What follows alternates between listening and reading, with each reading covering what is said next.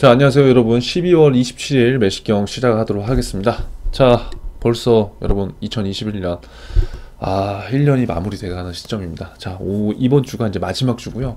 이번 주 한 주 마무리 잘 해주시고, 일단 내년부터 또 2022년이 되는 거기 때문에 올해 정리 한번 잘 해보시면서 내년 계획도 잘 한번 우리 같이 세워보면 좋지 않을까 싶습니다. 자, 그리고요, 오늘 제가 첫 번째 전달할 소식은요, 매식경에 관련돼서 많은 분들이 문의를 주셨는데요, 제가 공지사항에 여기 올려놨습니다. 저희 금보사 게시판에 여기 보시면 아이고 어디 갔죠? 네, 공지사항 여기 있죠? 공지사항 보시면 여기 제가 매식경 3기 신청이라고 해서 올려놨어요. 그래서 요 내용들 한번 보시고요. 제가 블로그에 올려놨으니까, 지금 뭐 제가 매식경 1기, 2기 지금 같이 하고 있는데 같이 하는 취지는 여러분들이 한번 보세요. 그래서 그냥 뭐 단순하게 그냥 경제신문을 같이 읽는다, 뭐 제가 내용만 정리해준다, 그것보다 좀 더 같이 함께 하자는 그런 취지가 훨씬 더 강하고, 그 안에서 여러분들이 이뤄낼 수 있는 성과들은 개인별로 굉장히 많이 차이점이 있을 거예요. 그래서 제가 블로그 글을 써놨으니까 블로그 글을 보세요. 제가 추천드리는 건 3달만 꼭 꾸준히 경제신문을 읽어보자인데, 그 3달을 매식경을 다 같이 하자는 게 아니에요. 여기서 한 달이라도 배워보고 여러분들이 혼자 할 수 있는 힘을 길러보자. 그리고 이 경제신문이라는 것은 여러분들이 보세요, 취업을 할 때 요거 딱 한 번 읽고 안 읽는 게 절대 아니란 말이에요. 지금 준비를 잘 해놓으면 여러분들이 현직자가 돼서, 그리고 여러분들이 나중에 커리어 개발을 할 때 언제든지 계속적으로 신문 읽는 방법을 알아놓으면 활용할 수 있는 것들이 많이 있어요. 그런데 이 처음 시작을 굉장히 어려워하거든요. 그래서 이 시작을 제가 도와드리는 거고, 특히 그냥 이론적인 내용뿐만이 아니라 조금 약간 혼자가 아니라 좀 함께하는 취지로 그런 것들 같이 할 거예요. 그래서 일단 블로그 내용을 보세요. 블로그 내용을 보시고, 제가 취지하는 그 취지는 명확해요. 경제신문 구독 스터디를 만든 이유는 우리가 이제 하다 보면은 자존감도 굉장히 떨어지고, 뭔가 내가 했는데 하지 않는다 느낌, 막 이런 거 굉장히 많이 들잖아요. 그래서 온라인 상에서라도 우리가 단톡방에 각 기수별로 인원들이 모여서 아침에 매일매일 일정 공유하고 좋은 말 공유하고, 그래서 그 아침을 새롭게 다시 시작해보면서 하루 일정을 정리하고, 또 하루에 하나씩 오피니언 해보고, 또 제가 점심 때 스팟까지를 내보고, 저녁 때 제가 또 음성 메시지로 그날을 정리해주고, 이러면서 하루하루 굉장히 하루하루에 최선을 다한다는 그러한 느낌으로 이것들을 이뤄 나가시면 굉장히 저는 좋을 수 있다고 봐요. 그래서 제가 이거에 대해서 뭐 더 이상은 얘기는 안 하겠지만, 지난 기수들 한 거 카페나 뭐 이런 것도 같이 보시면서 도움이 되겠다. 그리고 뭔가 혼자보다 같이 하려고 하는 친구들이 더 많으면 저는 좋을 것 같아요. 그래서 지금 뭐 1기, 2기 한 친구들도 있는데, 제가 좀 과도한 열정이죠. 그래서 열정을 막 여러분들이 스스로 불러 일으키면 좋겠는데, 사실 그게 잘 힘들었어요. 그래서 이번 3기 때는 물론 사람마다 열정을 표현하는 방법이 다르기 때문에 뭐 어쩔 수 없는 거라고 저도 또 생각을 하고, 그 대신 여러분들이 물어보는 질문이나 그런 것들은 언제든지 당연히 성심성의껏 대답을 해줄 거다. 그 대신 뭐 여러분들 눈팅을 하든 뭘 하든 최선을 다해서 조금이라도 긍정의 힘을 얻고 간다면 저는 그게 훨씬 나을 것 같아요. 가만히 있는 것보다는 남들이 뭔가 하는 것들 보고, 내가 원래 하나를 해. 그런데 남들이 5개를 하는 것 보고 내가 3개를 해. 그러면 우리가 성장하고 있는 거잖아요. 그렇기 때문에 그러한 취지로 매식경을 여러분들이 잘 활용해 보셨으면 저는 어떨까라는 좀 생각을 해보면서, 접수는 오늘부터 받을 거고요. 그리고 시작은 1월 4일 화요일부터 할 겁니다. 그래서 블로그에 신청 절차에 맞춰서 남겨주시고요. 여기 유튜브 설명란에 제 블로그 다시 넣어놓을 테니까요, 그걸 보시고 신청을 해주시면 될 것 같습니다. 자, 오늘 서론이 길었고요. 매식경 첫 개에서 한번 볼게요. 요즘 이슈들이 여러분 굉장히 많아요. 이슈들이 굉장히 많아서 여러분들 공부를 제가 봤을 때는 좀 차근차근 많이 해놓으시면 좋을 것 같습니다.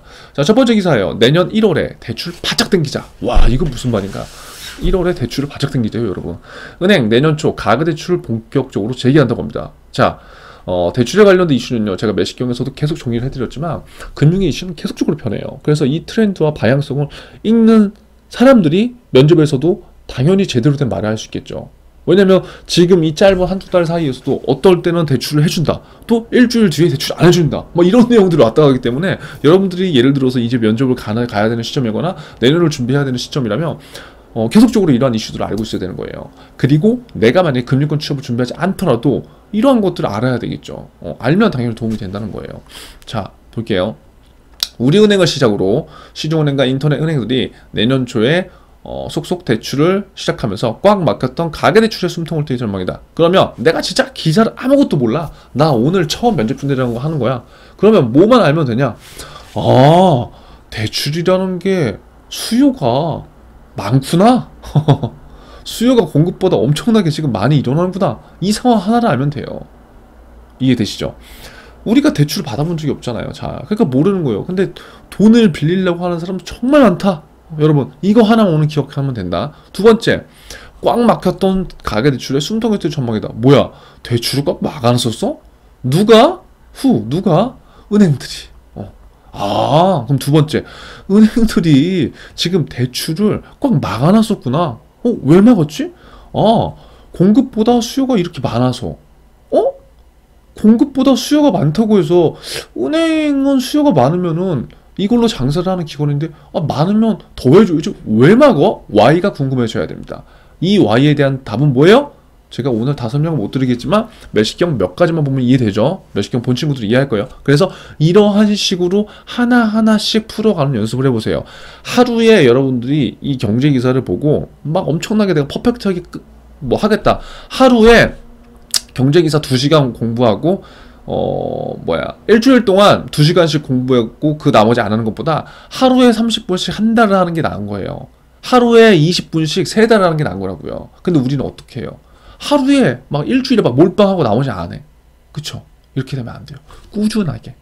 그런데 방법은 어떻게 한다? 제가 얘기한 대로 이러한 방법에 궁금증이 생겨야 되잖아요. 경제 기사를 보면서 뭐야? 대출? 난 잘 모르겠는데? 수요가 공급보다 당연히 많구나. 근데 뭐야? 은행에서 대출 안 해줬어? 왜 안 해줬지? 은행에서? 이상하네? 원래 수요가 많으면 은행은 이거를 더 해줘야지 돈을 더 버는데? 왜 이런 현상이 발생되지? 왜일까? 찾아보는 거예요. 이렇게 해서 하나하나씩 공부를 하는 습관을 들이는 겁니다. 이게 이제 방법을 알아가는 거죠. 여러분, 알았죠? 그래서 특히 실수요자들은 내년 1월을 노리는 것이 좋다. 이 말은 뭐냐? 지금 아까 수요가 공급보다 엄청나게 많기 때문에 이 수요는 뭐다? 지금 대부분 대출을 받으려고 하는 분들은 아파트를 예를 들어서 집을 구매하려고 하는 분들도 많고 뭐 생계형 대출도 많고 결국 내가 돈을 빌려서 쓰려고 하는 건데 실수요자라는 건 뭐냐면 대부분 뭐 아파트에 좀 한정이 돼 있긴 해요. 대부분. 그런데 내가 진짜 이것을 받아서 쓸 사람들은 내년 1월에 이런 은행들이 막아놨던 은행들이 이걸 풀어주기 때문에 이때 그 돈을 빨리 빌려서 원하는 것을 하라. 이제 그런 거예요. 이해되시죠? 자, 26일 금융권에 따르면 올해 하반기 금융당국의 가계부채 관리 강화로 대출 문턱을 높이거나 아예 대출을 중단했던 은행권이 대출 재개 준비에 한참이다. 자, 그럼 우리는 뭘 또 알아? 수요와 공급이 이렇게 된 상황에서 수요가 훨씬 많았는데 금융당국이 가계부채 관리 강화를 했네. 그래서 대출 문턱이 높아진 거구나. 그럼 금융당국이 누구야? 정부구나. 정부에서 이렇게 던지시 이러한 가계부채를 하라고 준 거구나. 근데 가계부채 관리를 왜 해야 돼? 뭐가 문제야? 이건 또 궁금증을 가져있어요. 그러니까 경제신문을 하나 보더라도 궁금증이 원래로 따지면 내가 진짜 초보자라고 한다면 이렇게 계속적으로 나오는 게 중요한 거예요. 이해되시죠? 그리고 그것들을 하나씩 찾아보는 연습. 그런데 지금 우리는 경제신문을 보면서 그냥 막 공부하듯이 하려고 보니까 막 너무 머리가 아픈 거예요. 이런 거를 여러분들이 기사를 진짜 찾아보면서 사전 차트지 하나하나씩 찾아보면 또 재미도 있을 수가 있어요. 그렇죠? 그래서 이렇게 한번 해보세요. 제가 지금 방법을 알려드린 거예요. 자, 연간 단위로 설정되는 은행별 대출 총량 목표치가 내년 1월 1일자로 리셋되기 때문이다. 뭐야? 은행별 대출 총량 목표치란 게 있었어? 있었구나. 이것도 알았어. 여러분, 이 기사 하나만으로도 안개 지금 몇 개, 엄청나게 많죠. 그걸 정리를 해보는 거예요. 정리를 어떻게 해봐요? 댓글로 해보세요. 댓글로 여러분들 공부하는 흔적을 남겨보세요.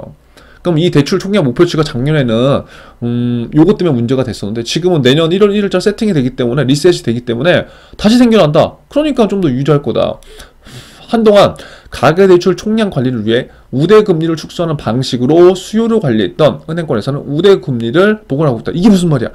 아, 수요와 공급이 이렇게 돼서 은행들이 대출을 관리한다고 대출 안 해줬는데, 아, 지금 가계대출 총량 관리를 위해서 은행들이 이렇게 수요가 넘쳐나니까 우대금리 해주던 건 안 해줬구나. 그런데 다시 1월 1일자로 리셋이 되니까 어떻게 돼? 우대금리 다시 해준다는 거구나. 이렇게 이해하면 돼, 이렇게.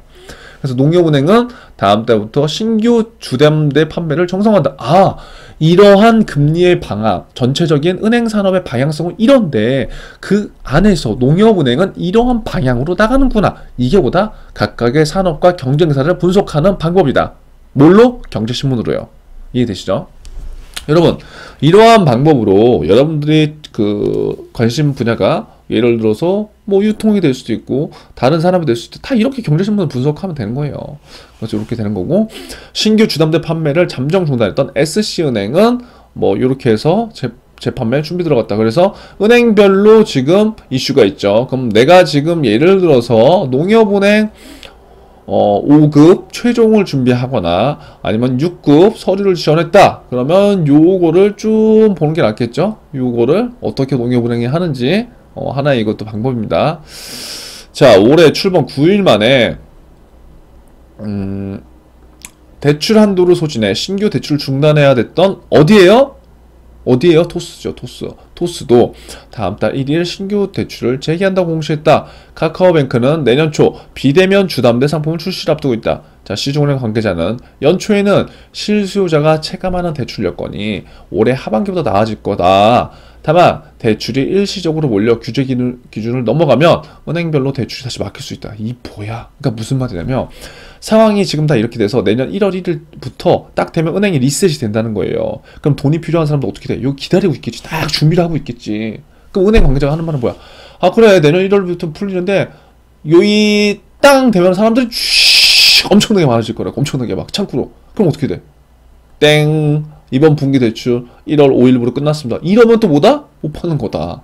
그러니까 지금 어떻게 된다? 돈을 빌리려면 줄 서서 돈을 빌려야 되는 상황이다. 그만큼 자금이 원활하지가 않다. 충분하지가 않다.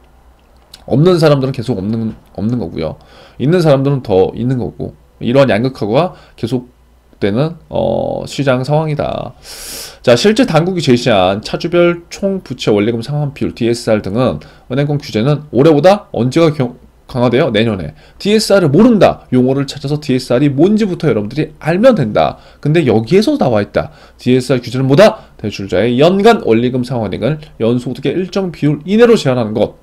은행에서 돈을 빌릴 때 DSR 몇 프로다? 40%다. 40%. 즉 그 40%만 외우는 게 아니라 실질적으로 여러분들 쓰려면 연봉이 4천만 원이면 DSR 40%면 연간 원리금 합계가 얼마를 초과하면 된다? 1,600만 원. 이해되시죠? 이렇게 실생활에 적용을 시켜봐야 되는 거예요. 그런데 내년 1월부터는 언제? 1월부터는 앞서 공지한 대로 DSR 2단계가 시행돼 총 대출액이 2억 원을 초과하는 대출자에게 차주별 DSR이 적용된다. 와, 심각한 거예요. 3단계가 시행되는 7월부터는 1억 초과. 계속적으로 대출을 쪼인다.